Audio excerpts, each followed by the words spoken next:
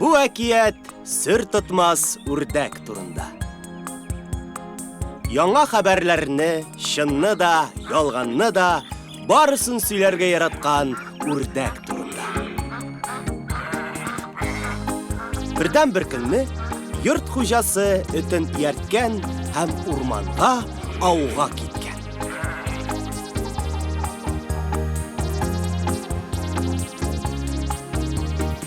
Һәм кайтмаган. Хайваннар хуҗалары өчен борчыла башлаганнар.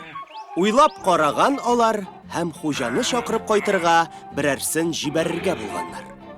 Үрдәк оча да, йөзә дә, йөгерә дә белә икән. Шуңа хайваннар аны җибәргәннәр. Үрдәккә хуҗа белән этнең өйдә юклыгын берәүгә дә сөйләмәскә кушканнар.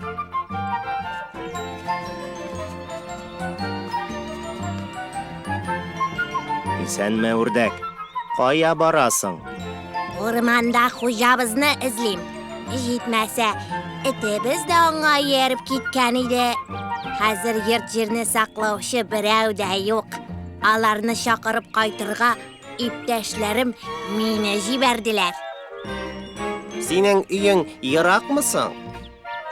Менә шушы сукмак безнең өйгә туп-туры алып бара. Бер кешегә дә әйтмә, кара. Мин инде андый усалларның берсе дә түгел. Синең серләреңне белсәм дә, каян килүеңне күрсәм дә, сиңа зарарлы эш эшләмәм. Кемне генә очратса да, бөтен серләрен сөйләп биргән ул. Куянга да, аюга да,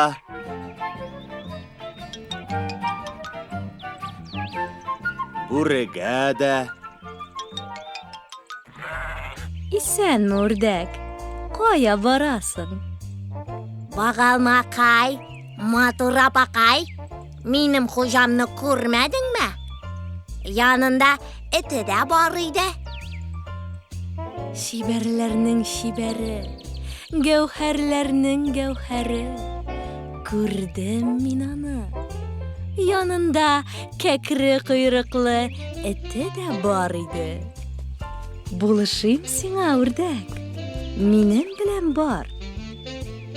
Төлке үрдәкне үзенең оясына алып килгән. Һәм йозакка бикләп ябып калдырган. Ә үзе хуҗасыз йортка барып кайтырга уйлаган. Тагын бер тавык талып кайтырга булган. Ләкин хуҗа уяу кеше булган. Шуңа дошманнарына каршы һәр җирдә капкын куйган. Үрдәкне тыңлаган һәр җәнлек тузакка эләккән. Кирпе белән куян читлеккә, аю белән бүре чокырга, ә төлке капкынга. Хуҗа кайткач, хайваннар аңа барысын да сөйләп биргәннәр.